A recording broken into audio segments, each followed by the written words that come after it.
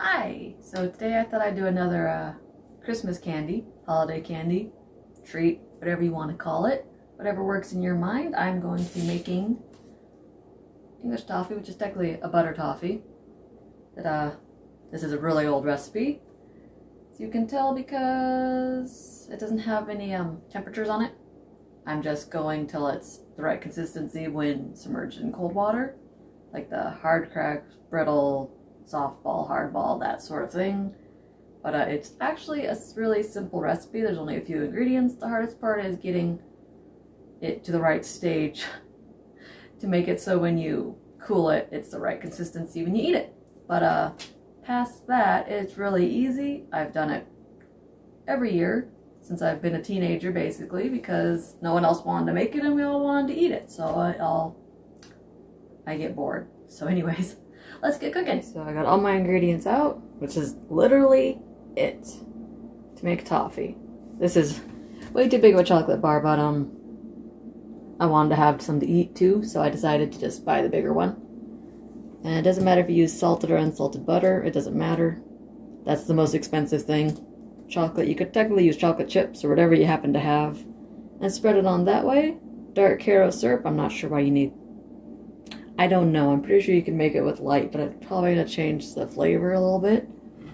Need a ½ pound of walnuts. I've had this for a while, I'm just going to use it. I also have more that I've gotten from the food bank. And sugar. As you can tell, it's out of date, but it's sugar. It's fine. As long as there's nothing in it, you can go ahead and do it. I'm going to get everything put in the pot and start cooking it. Okay, well, actually I'm going to get everything in the pot, and then I'm going to chop up my walnuts, because I forgot I haven't done that yet. But, my butter, I'm going to dice up so it doesn't take so long to melt. Because I don't want to burn the sugar waiting for the butter to melt. That's no good. I use a non-stick pan. Use a non-stick pan. I know it'll probably taste better in a different kind of pan, but who has time to clean that sort of mess? Because this is going to be a more brittle type candy. It will cook to the pan, and you still have to clean the pan after it's done, so save yourself the headache. And use a non-stick pan. Then 1 1/4 cup of sugar. This is an old recipe, that means there's nothing fancy. I'm pretty sure you could use like better for you sugars, but you have to use actual sugar. You can't use sugar substitutes. You have to find a recipe that can use that. 1 1/4. I need 1 tablespoon. 1 table.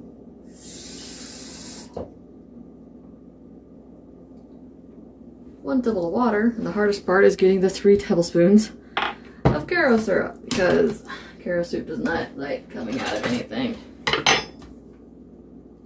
But it's still good, it's still running, so I'm going to keep using it. Not really something that's going to go bad on you. Just remember to wipe off the top of it when you're done so it doesn't stick and you can get it open the next time.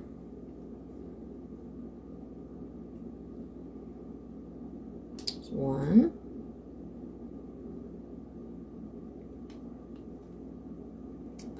Maybe past its prime a little bit, but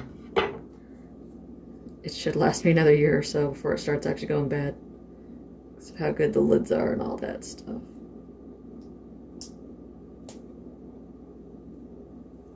2. Doesn't have to be perfect. It's candy. It's not the kind of brittle stuff that has to be like 100% perfect or it's not going to come out. You have a little extra, a little less, it won't hurt it. Come on, number 3.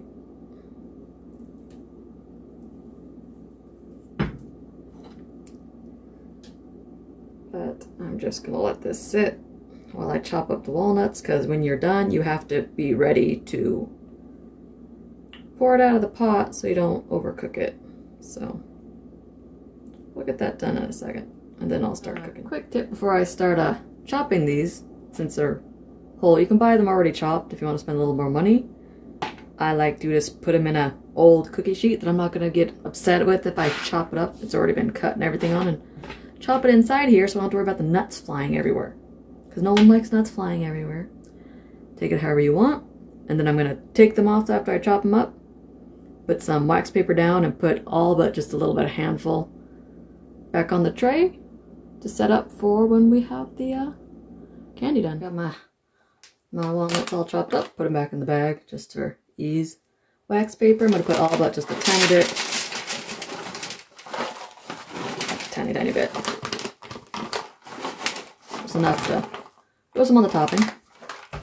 Because you want every bit of the candy to touch the walnuts. Because anything touching the paper has a possibility of sticking. Even though it's wax paper, it could still stick. You spread it out, you're going to need most of the pan for the candy. And then we will start cooking the candy. Okay, I'm going to start it up. I'm going to start on a medium heat. I'm trying to melt the butter and get all the sugar dissolved into it. I have a cup of cold water to test it out when it gets there. But past that, it's just a matter of time and patience. Because you can't rush it. It's going to cook when it cooks. So I will pop in every once in a while when it gets to a different stage and let you see what it looks like. Okay, the butter is just about melted. I turned the heat up a little bit to melt the butter. Once it starts boiling, I'm going to turn it back down to a medium. And then you basically got to keep on stirring it because you don't want anything to burn. But it'll get really light once it starts boiling, then it gets slightly darker, and that's when you start testing it, because I just know that's what it's supposed to look like. Probably not going to look the same in the video because I have terrible lighting, but I am sorry. Hopefully I can describe it enough. You'll be able to repeat it yourself at home. Because my kitchen is tiny, and yeah, there's no way to get any better lighting at the moment. At least not without spending money I don't have. So I'm going to let it start boiling. Once it gets up to a simmer, I'll see it's already starting to boil. Get it simmering, and then we will keep on stirring it. We are boiling now. See how it's sticking to the side from the sugar and the boil, and it keeps constantly going. But until it starts getting thick, I know it's not ready, so there's no reason to try to temper it or anything. But, just keep going.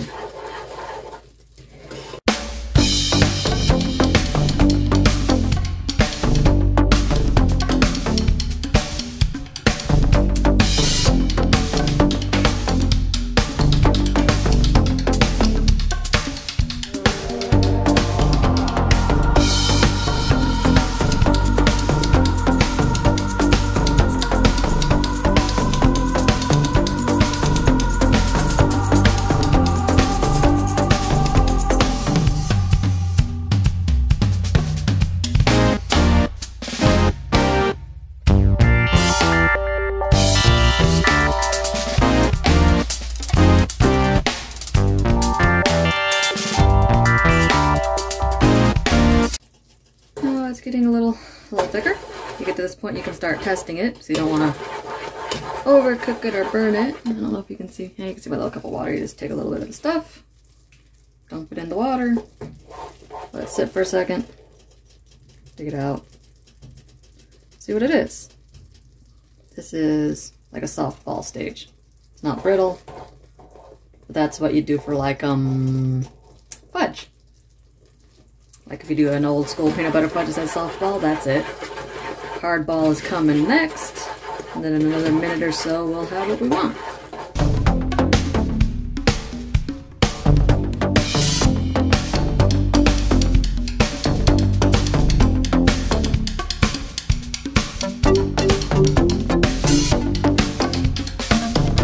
It's been about a minute or so. We're going to test another tiny bit. I don't like when it's totally brittle. I like when it's just right to that point. I don't like when it's super chewy. It's not even close. Yeah, that'd probably be close to hardball. Yeah, here it hit the table. Another minute or so, and we will test it again. Well, not even a minute, because yeah. That was a hard ball, because I was about 3 minutes in. About another 40. Unfortunately, old school, you have to hope for the best. Sometimes it doesn't work out. If it's really chewy, brittle, whatever, I can always give it to my sister, because my nephew, one of my nephews really likes it.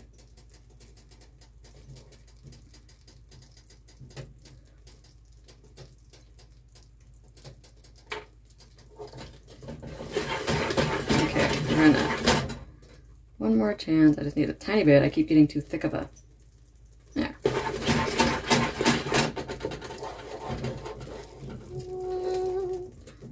Come on. Honestly.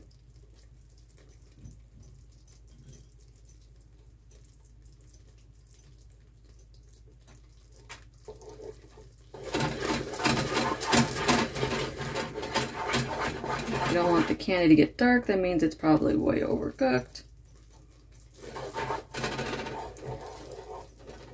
Oh, there we go. You just break it apart, take it off the heat, and pour it on your walnuts. Got our candy. Try to pour it as evenly as you can. It doesn't have to be perfect. It is homemade for a reason.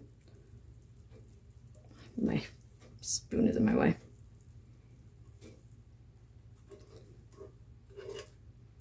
Can't really spread it once it's down. I think I cooked it a tiny bit too long, trying to move my camera, but you know, it was just at the point that I wanted it, where it's brittle when in the cold water. See, it's already setting up just being out of the heat. And then get some chocolate melting on it, because this is really hot. I think the crack stage or whatever is 275 or 290, something like that. So if you are really sensitive to heat, I would use a spatula or something for this part. But since yeah, I have very little feeling in my hands. See, over here it's off the walnuts. Whatever. And you just wait for it to melt a little bit and spread your chocolate.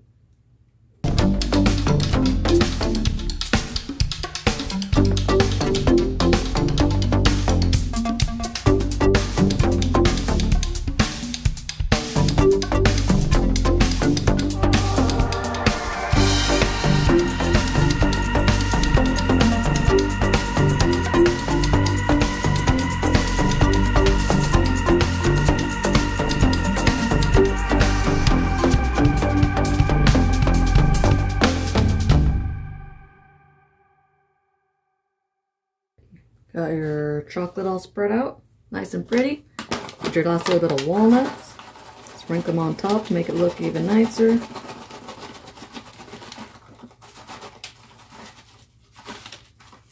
And toss it in your fridge for an hour or two for it to cool off all the way, and then it peels right off the wax paper and you break it into pieces.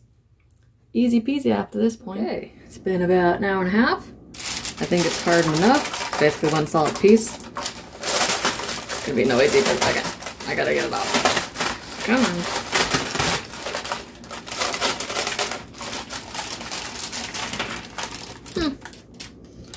Making a mess. Yeah, one solid piece of toffee. I didn't quite have enough nuts in a couple spots, but you know, whatever. And you just break it into pieces. It's a little, yeah. It's more like most people like their toffee. It's not quite the same way I like my toffee, but that's okay. I'll still eat some of it. Maybe I'll make another batch closer to Christmas. I'm not videoing it so I don't overcook it at the end. Not overcook it, just, you know, I'm picky. You're allowed to be picky about things in life. You can have it however you want it. That's why it's called home cooking.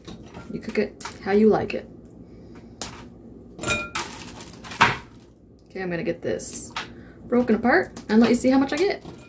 Hey, so I got it all broken up. Look at all that candy. That is a lot of, I mean, half pound of butter, half pound of sugar. You got all the nuts and everything added into it. It's a good pound or so. You can give it out for presents. You can just bring it to get-togethers, whatever. Everyone's gonna like it. It's basically perfect right now. It's sticky. and crunchy, but it doesn't like stick to your teeth. So I did it right. It's not my way I like making it most of the time, but it's still tasty and I'm gonna enjoy it. I'll give a large portion of it to my sister and her family because she doesn't normally make this sort of thing very often at all. They usually just wait for me to make it and give it to them. So anyways, I hope you enjoyed my video. If you do, you can toss me a like and subscribe. If not, I will catch you next time. Later!